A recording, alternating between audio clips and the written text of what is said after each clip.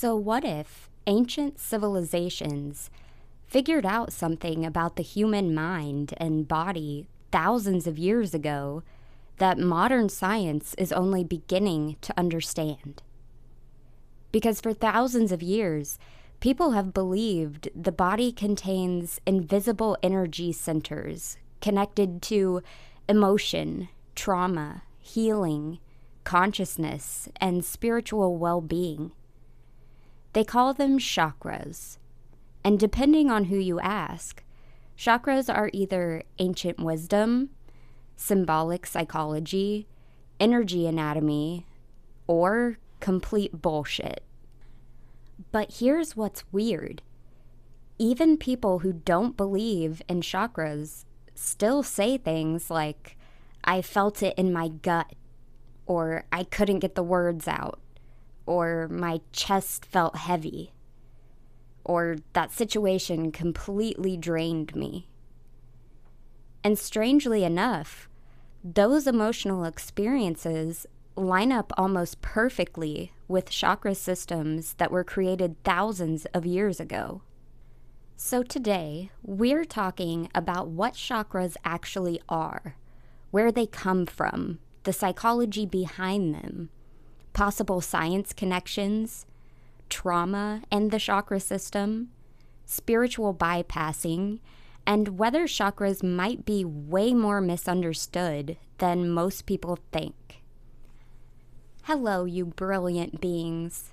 Welcome back to The Expanding Soul, a place where we explore growth, healing, and what it really means to become the best version of ourselves. My name is Kristen, and today we are diving into one of the most searched spiritual terms there is, chakras. And honestly, this is one of those subjects where people usually fall into two extremes. Either people think chakras are magical, invisible, spinning rainbow wheels that solve every problem in life, or people instantly dismiss the entire idea as fake spiritual nonsense. And personally, I think reality is probably a little more nuanced than either extreme. Because while science has not proven literal spinning energy wheels inside the body, modern psychology and neuroscience absolutely support the idea that emotions, trauma, stress, and mental states deeply affect the physical body. And that's part of what makes chakras so interesting. Whether you view them spiritually, psychologically, symbolically, or somewhere in between, these systems have survived for thousands of years for a reason. People recognize themselves in them.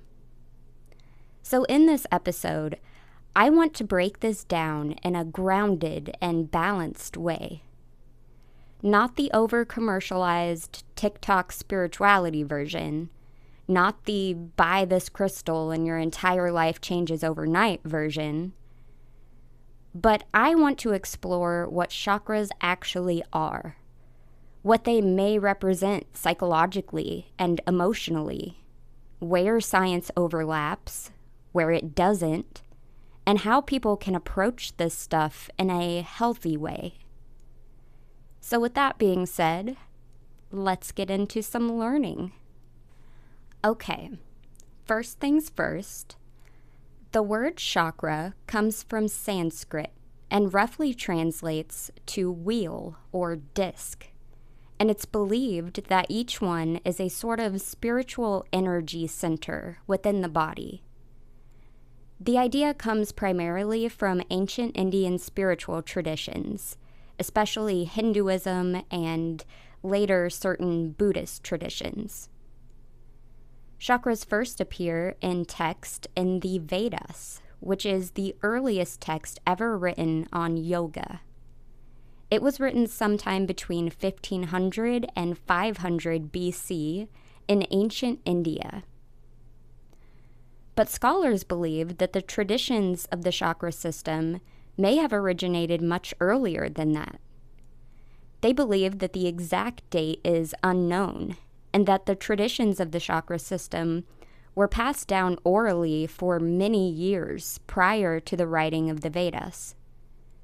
While today's known system consists of only 7 chakras, older oral traditions indicate that there are up to 114 chakras in the human body. The primary 7 are all along the spine, but the remaining chakras are all over the body, from glands to hormones to the brain-gut axis to the HPA axis.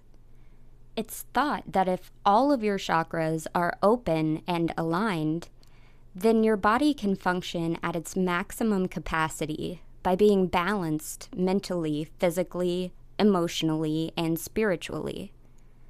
But if one of the chakras gets blocked, you may experience physical or emotional symptoms. The whole idea is that human beings aren't just physical bodies. We also have energy flowing through us. Now, immediately, I know some people hear the word energy and instantly roll their eyes.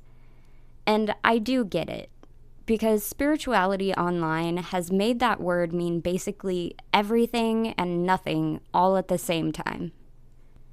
But when ancient traditions talked about energy, they weren't talking about electricity shooting out of your fingertips like a Marvel movie. They were usually talking about life force, vitality, consciousness, emotional and spiritual movement. Different cultures had different names for this idea. In Chinese traditions, you hear qi. In Japanese traditions, there's ki. In Hindu, there's prana. And chakras are believed to be major centers where this energy flows through the body.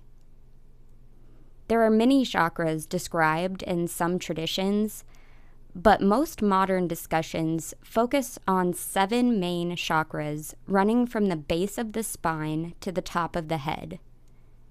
Each chakra is associated with certain emotions, psychological themes, physical regions of the body, and spiritual lessons.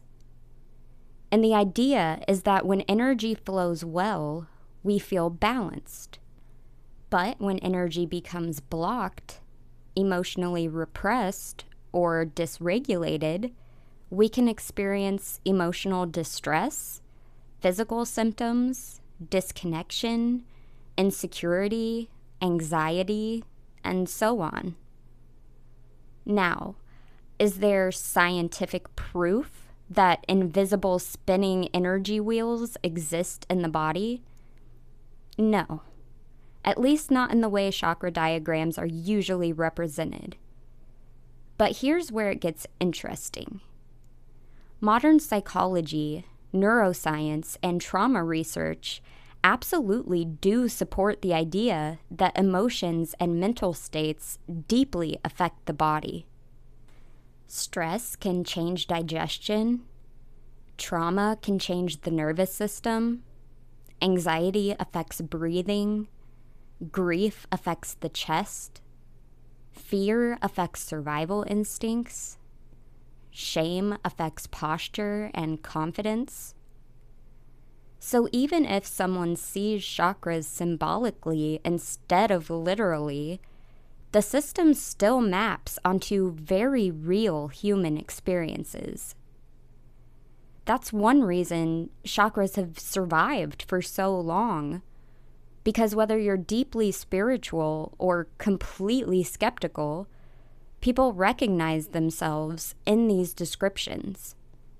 And another thing that I want to say before we continue is that you do not have to believe in chakras as magical or supernatural for this episode to still be valuable.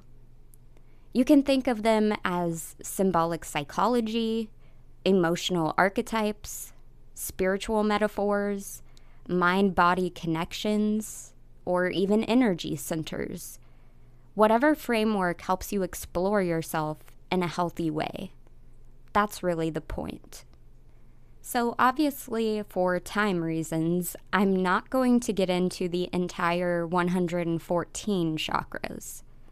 For today, I'll focus on the 7 primary chakras that give us our base. We'll start with the root chakra on the bottom and work our way up to the crown chakra at the top of your head. So the root chakra is at the base of your spine, near your tailbone, and it's typically represented with the color red.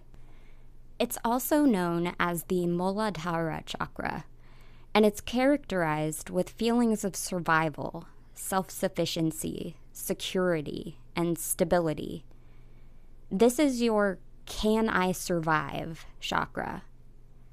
And honestly, when people are living in constant fear, instability, financial stress, unsafe environments, or chronic anxiety, this is usually the area people say feels dysregulated. If your root chakra is blocked, you may experience physical symptoms like chronic lower back pain, fatigue, and immune issues. Emotionally, you may notice feeling emotionally unstable, ungrounded, fearful or insecure, and lacking in purpose. Alternatively, if you have a balanced root chakra, you will have fully functioning adrenal glands, kidneys, and lower digestive system, and you may notice feeling stable, confident, balanced, and energetic. And that's what's interesting about this chakra, is that survival stress absolutely affects the nervous system. People living in chronic stress often stay stuck in fight or flight. Their body literally feels unsafe. And that's why grounding practices can help people so much. Things like walking barefoot outside, deep breathing, exercise, routines, stabilizing relationships, sleep, or nervous system regulation. Sometimes healing isn't some mystical experience. Sometimes healing is finally convincing your body that you're safe. The next chakra up is the sacral chakra, or the Svadhisthana chakra.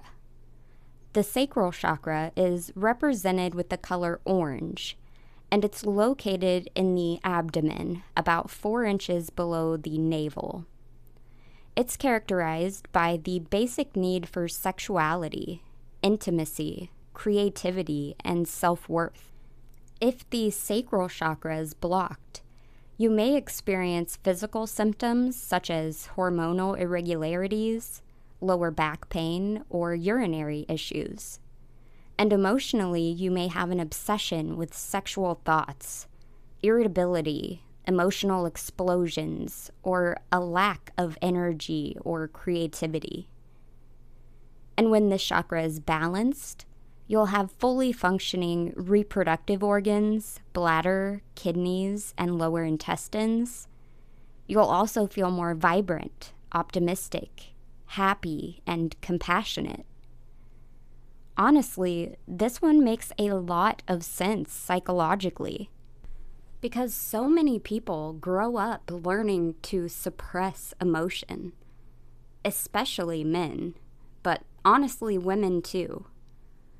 A lot of people were taught, don't cry, don't feel too much, don't be emotional, don't express yourself, don't enjoy too much pleasure, don't be too sensitive. And then later in life, we wonder why people feel numb, why creativity disappears, why intimacy feels difficult, why people disconnect from themselves. This chakra is often associated with emotional flow, and I think that's really important, because emotions are supposed to move. But trauma often freezes emotion inside the body. A lot of healing is honestly just learning how to feel again, safely and without shame. Next is the solar plexus chakra, which is yellow and located exactly where it says, at the solar plexus, which is in between the navel and the bottom of the rib cage. This is also known as the Manipura chakra, and it's the chakra of our personal power and characterized by feelings of confidence, ambition, personal power, and identity.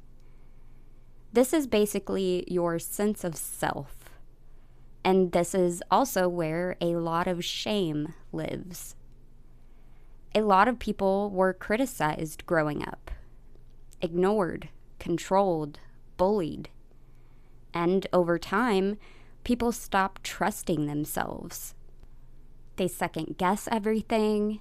They become afraid to take up space, afraid to say no, afraid to fail. On a physical level, blockages in the solar plexus chakra can manifest as blood sugar problems, liver problems, or diabetes, and emotionally as depression, anger, and lack of self-esteem. But when this chakra is balanced, you may feel energetic, focused, and productive. What's interesting here is that stress and anxiety absolutely affect this region of the body. People talk about knots in the stomach, butterflies, nausea from anxiety, or gut feelings. The gut and brain are heavily connected through the nervous system, which is one reason people sometimes call the gut the second brain. Again, that doesn't prove chakras scientifically, but it does show that ancient systems may have recognized real emotional body connections long before modern science could explain them. Now, the heart chakra, or anahata chakra, is also right where it indicates, near your heart. The heart chakra is associated with the color green, and it's all about balance and is characterized by feelings of love, trust, grief, and passion. This chakra is often associated with balance because it sits in the center, not completely grounded in survival, but not fully disconnected into spirituality either. Physically, blockages of the heart chakra may appear as shallow breathing, upper back tension, or chest tightness, and emotionally as anger, anxiety, and moodiness. If you've ever experienced heartbreak, grief, betrayal, loss, or deep emotional pain, you know emotional pain can feel physical. People literally say, "I feel heartbroken. My chest hurts. It feels heavy." And that's not imaginary. Your nervous system and emotions absolutely create physical sensations. With a balanced heart chakra, you'll have a fully functioning heart, lungs, circulatory system, and thymus gland. And you'll feel more caring, optimistic, and motivated. Honestly, I think one of the hardest things in life is learning how to stay open-hearted without losing yourself. A lot of people close their hearts because they got hurt, and that's understandable. But shutting down emotionally to avoid pain also blocks connection, intimacy, joy, vulnerability, and healing. Right above the heart chakra is the throat chakra, or Vishuddha chakra, which is represented by the color blue. The throat chakra is associated with inspiration, self-expression, authenticity, and communication. Blockages of the throat chakra may show up physically as thyroid dysfunction, jaw tension, and recurring sore throats. Emotionally, it may make you feel weak, timid, or unable to express your thoughts or needs. If the throat chakra is fully balanced, you'll have a fully functioning thyroid and parathyroid glands, vocal cords, neck, and jaw. And you'll feel creative, communicative, and satisfied. I think almost everybody struggles with this one at some point, because so many people are terrified of being fully honest. Not because they're fake people, but because vulnerability is scary. People fear rejection, conflict, abandonment, judgment. And so they stay quiet. They suppress emotions. They people please. They avoid the hard conversations. And then eventually, it creates this internal tension. And what's wild is that anxiety absolutely affects the throat. People get anxious and feel things like tightness, choking sensations, lump in throat feelings, and trouble speaking. Again, this is a mind-body connection. One of the most healing things a person can do is finally speak the truth that they've been holding in for years. Not aggressively, not destructively, just honestly. Because when you spend your whole life filtering yourself to make everyone else comfortable, eventually you stop knowing who you actually are. And I think that's why authenticity feels so freeing. Not because it magically fixes your life overnight, but because pretending to be someone you're not is fucking exhausting. Next is the third eye chakra, or Ajna chakra, which is represented by the color indigo. The third eye chakra is all about our spiritual awareness, perception, concentration, and intuition. If your third eye chakra is blocked, you may experience physical symptoms like blurry vision, headaches, or eye strain. And you may feel non-assertive, afraid of success, or even egotistical. When your third eye chakra is balanced, you'll have a fully functioning pituitary gland, brain, eyes, and neurological system. You'll also feel more vibrant and confident, both spiritually and emotionally. And this is where some people immediately get uncomfortable because conversations around the third eye can get really mystical really fast. People start talking about psychic powers, seeing dimensions, predicting the future, all of that kind of stuff. And look, I think people should approach spiritual topics with openness, but also with discernment. Because there's a difference between intuition, emotional intelligence, subconscious pattern recognition, and believing every random thought in your head is some divine message from the universe. But intuition itself is absolutely real. Human beings constantly process information subconsciously. Sometimes your body notices danger before your conscious mind fully understands it. Sometimes you instantly pick up on someone's energy or emotional state. And I know people hear the word energy and cringe sometimes, but most people know exactly what this means. You've likely walked into a room before and instantly felt the tension there. Or met someone who seemed warm and safe.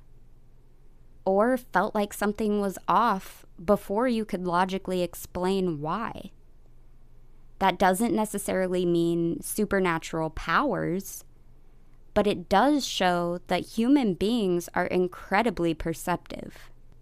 Something I see a lot in modern life is that people are constantly disconnected from themselves.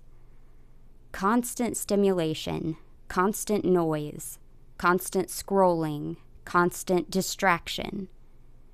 People rarely sit quietly long enough to actually hear their own intuition anymore.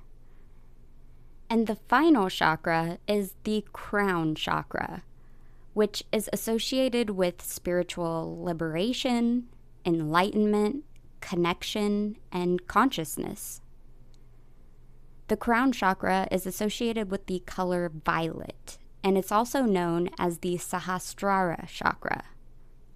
Whether someone calls it God, source, the universe, collective consciousness, higher consciousness, or simply human connection, this chakra is really all about meaning. Human beings seem wired to search for meaning. We want to know why we're here, what life means, whether our suffering means anything, whether consciousness is bigger than we can understand, whether there's more to existence than just survival. And regardless of someone's religion or spirituality, those questions are deeply human. If your crown chakra is blocked, you may notice physical sensations such as chronic exhaustion and sensitivity to light or sound. You may also feel a perpetual sense of meaninglessness, a sense of frustration, or have destructive thoughts. If the crown chakra is balanced, you'll have a fully functioning pineal gland and central nervous system. You'll also feel an inner peace that can't be disrupted by external events. I think a lot of people today feel spiritually disconnected. Not necessarily religious, just disconnected. Disconnected from themselves, from their purpose, from nature, disconnected from community, from stillness. And I think that's part of why spiritual conversations are becoming more popular again. Because people are searching for meaning in a world that often feels chaotic and emotionally overwhelming.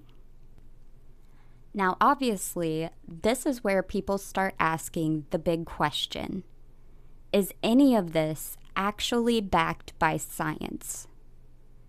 And the honest answer is no, not directly. Science has not proven the existence of chakras in the human body, at least not in the way chakra diagrams are traditionally described. But there are some genuinely interesting overlaps. So as of now, we know that the 7 primary chakras are along the spine. Some scientists argue that the chakras may line up with specific bundles of nerves along the spine called plexuses. A study done in 2017 found that the root chakra, or Muladhara chakra, aligns near where the inferior hypogastric plexus is.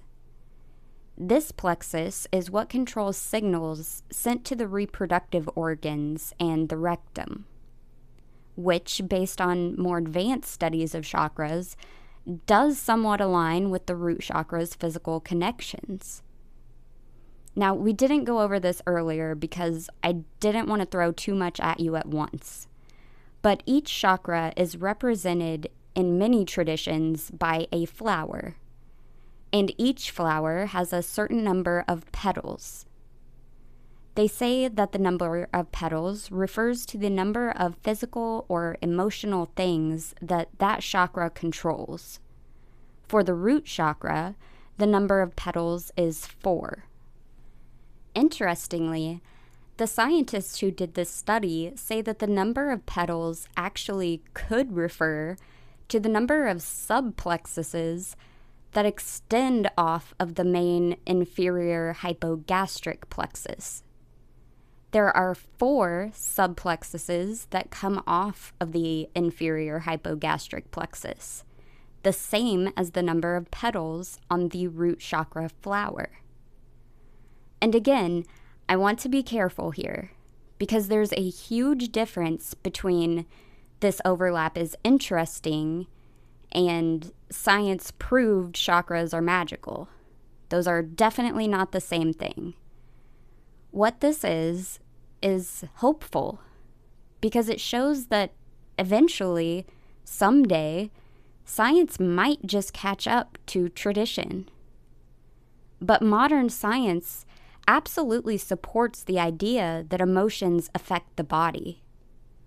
Stress can affect hormones, digestion, immune function, sleep, inflammation, heart rate, breathing. Trauma changes the nervous system. Anxiety creates physical symptoms. Grief can physically hurt. Chronic stress can completely dysregulate the body.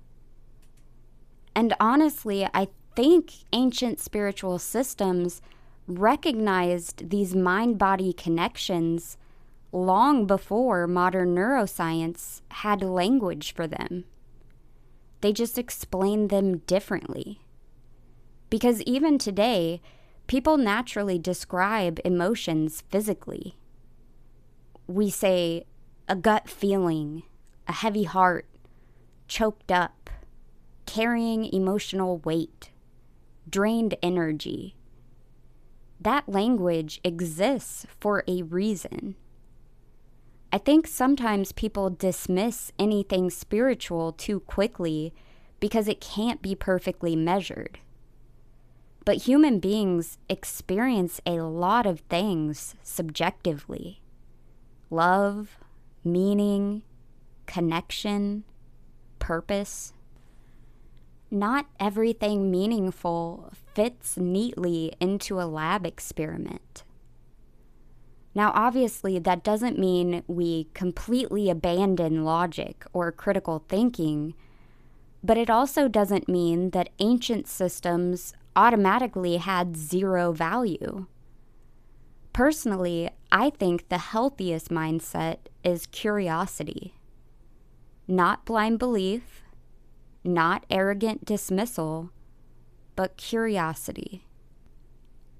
I think this next part is probably why chakra systems resonate with so many people emotionally. Trauma. Because one thing trauma researchers talk about a lot is how the body stores patterns. Not necessarily literal trapped memories floating around inside your muscles the way social media sometimes claims, but patterns, protective responses, nervous system conditioning, body tension, stress reactions, emotional survival strategies. And chakra systems often describe emotional wounds in ways that feel incredibly psychologically accurate. While it's not proven that chakras exist, or how or why specific emotions relate to each chakra, it is proven that doing things related to unblocking chakras, like meditating and mindfulness, can help people process their emotions and trauma. Let's look at the root chakra. The root chakra is all about safety, stability, and survival. Traumas related to the root chakra could be anything that threatened your sense of security or physical survival. Having such an experience can make you feel like the world and life itself are unsafe. You may even develop a victim mentality after living life fearing the next thing that would harm you. It may even lead you to a point where mundane things even make you feel like your life is being threatened. The sacral chakra is all about indulging in your sexuality, creativity, and passions. Trauma related to the sacral chakra could be anything that you may have dared to do to the fullest that resulted in disappointment or even physical harm. Maybe you explored sexually, but come from a religious family, so you ended up traumatizing yourself with guilt and shame. Or maybe you trusted someone out of hope that they would work out, and then they harmed you. Any sexual abuse would also be related to the sacral chakra. The solar plexus chakra is related to your personal power, your confidence, and your sense of identity or purpose. Traumas associated with the solar plexus chakra could be anything that involves abusive or oppressive authorities or environments, anything that seems to suppress your identity. This could be a case where you were bullied, belittled, or abused for standing up for what you believe in or for being who you are. Such situations can leave us feeling completely powerless and incapable of creating change in our own lives. The heart chakra is related to love and loss. So traumas associated with the heart chakra could be loss from the death of a loved one, or even when painful disappointments happen with someone we care about. This can make us feel like forming relationships is hopeless, like they'll all end up with us being hurt. And living this way can leave us feeling isolated and lost and lonely. The throat chakra is all about speaking your truth. Traumas associated with the throat chakra are ones where we tried to use our self-expression and it backfired. Maybe no one clapped and everyone made fun of you when you sang at the school talent show. Maybe you put all of your effort into this presentation that you know you did just as well as everyone else, but the teacher picked yours apart because she never liked your personality. Maybe you were ridiculed or humiliated. Experiences like these can make us deeply believe that it's not safe to express ourselves or to be ourselves, and we can shut down and end up suppressing our own needs. The third eye chakra is related to your sense of intuition. Traumas associated with the third eye chakra are ones where our perception of reality is destabilized, and we're left feeling a deep sense of confusion about life.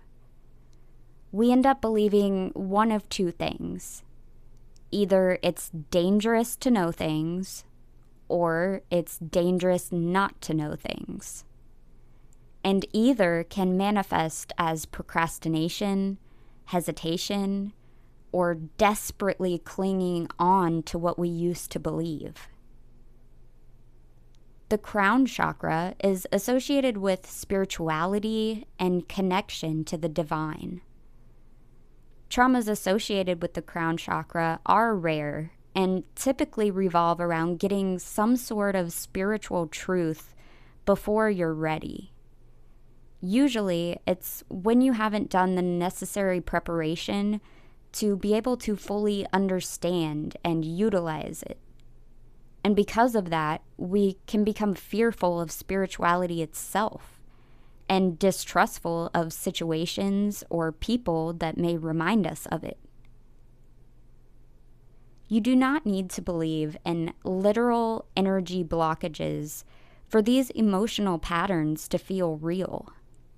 That's why chakra work genuinely helps many people, because often what they're really doing is mindfulness, emotional awareness, nervous system regulation, self-reflection, meditation, breath work, grounding, or reconnecting with themselves, which absolutely can support healing. But I do also want to say something really important. Not every illness, hardship, or struggle is caused by blocked chakras. I honestly hate when spiritual spaces imply that, because it can become incredibly toxic. People start blaming themselves for everything. They just tell themselves, you manifested this, your vibration is low, you attract suffering. And that mindset can seriously harm people. Sometimes terrible things happen because life is complicated. Sometimes terrible things happen to teach us something. And sometimes they happen because something beautiful is supposed to be born out of the ashes. Spirituality should always support healing, and it should never be something that shames people. Now, we do also need to talk about the side of modern spirituality that honestly drives a lot of people away from these conversations entirely. Because chakra conversations online can get weird fast. And one of the biggest issues is spiritual bypassing, which is basically when people use spirituality to avoid dealing with real emotional pain.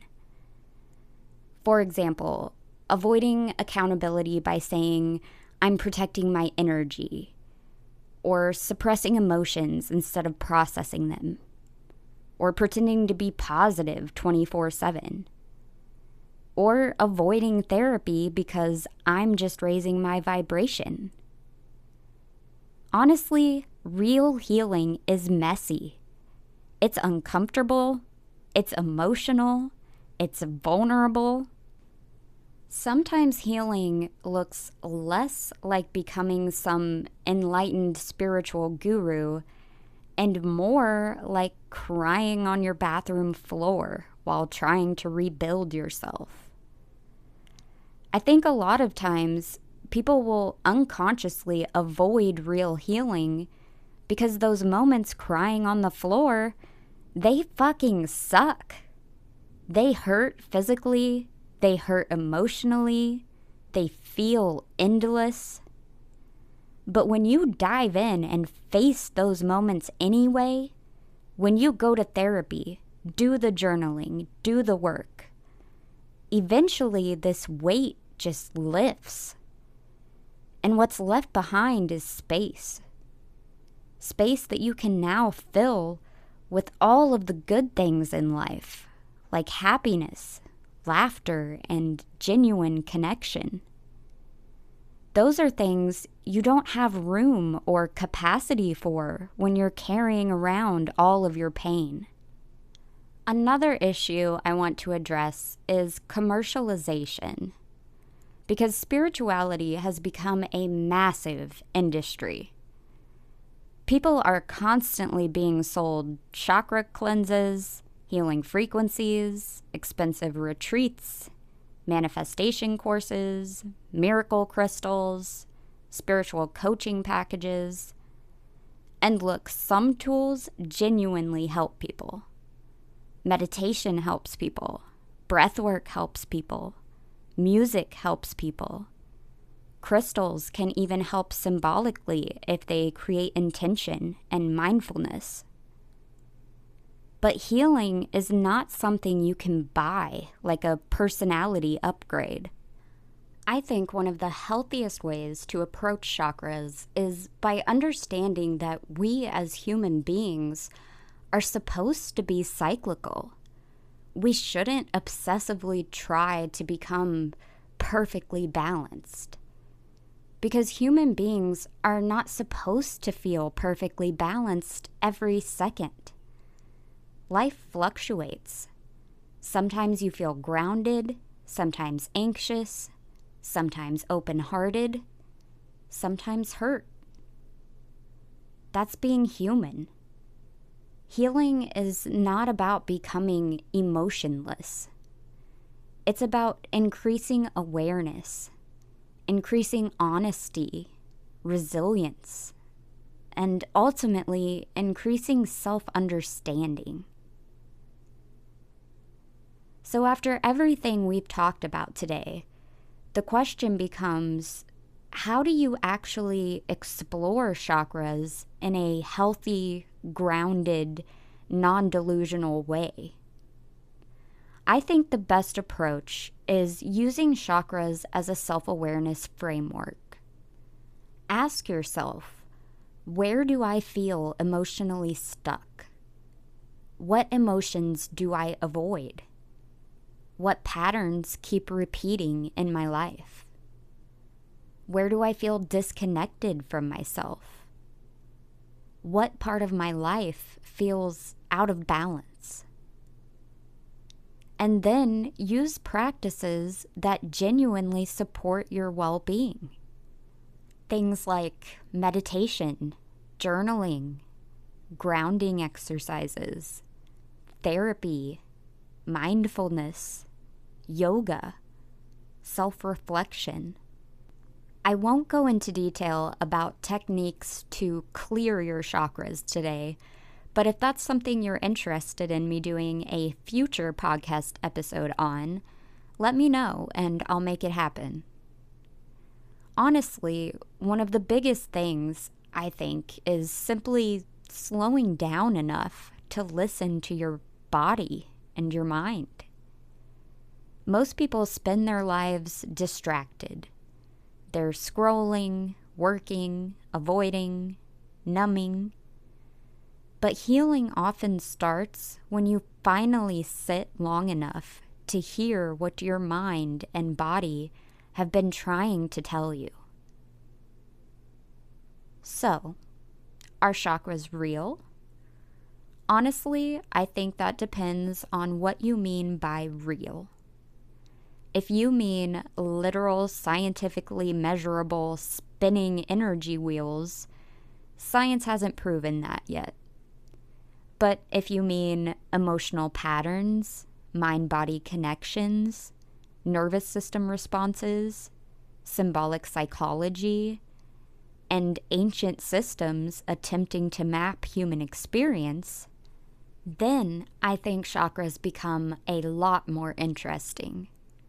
Because at the very least, they offer a framework for understanding ourselves.